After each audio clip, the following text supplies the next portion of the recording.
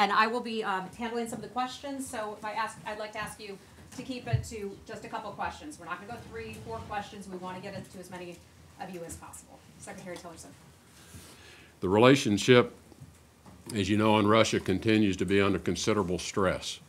As I indicated in my first trip to Moscow and meetings at the Kremlin with President Putin, following those meetings, the relationship was at a historic low since the end of the Cold War, and it could get worse.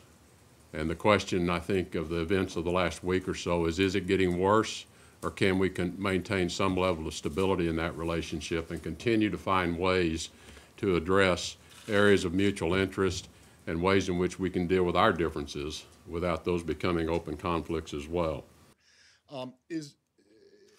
I presume that you still expect the President to sign the new legislation and sign it shortly, as Vice President Pence said. I think the American people want the two most powerful nuclear nations in the world to have a better relationship. I don't think the American people want us to have a bad relationship with a huge nuclear power. But I think they are frustrated.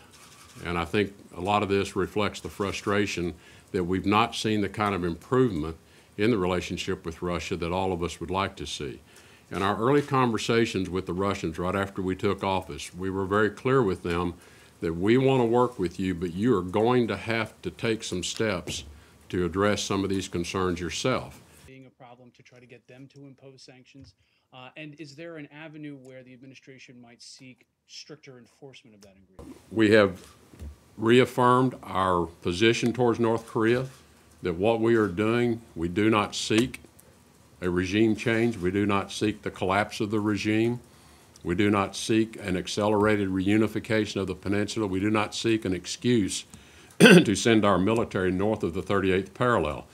And we're trying to convey to the North Koreans, we are not your enemy. We're not your threat, but you are presenting an unacceptable threat to us. North Korea, you talked about North Korea today, the threat.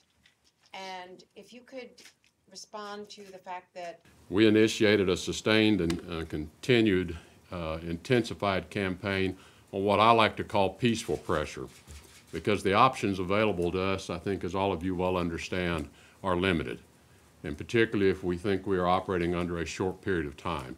So we felt the appropriate thing to do first was to seek peaceful pressure on the regime in North Korea to have them develop a willingness to sit and talk with us and others, but with an understanding that a condition of those talks is there is no future where North Korea holds nuclear weapons or the ability to deliver those nuclear weapons to anyone in the region, much less to the homeland. To pull the U.S. out of the agreement.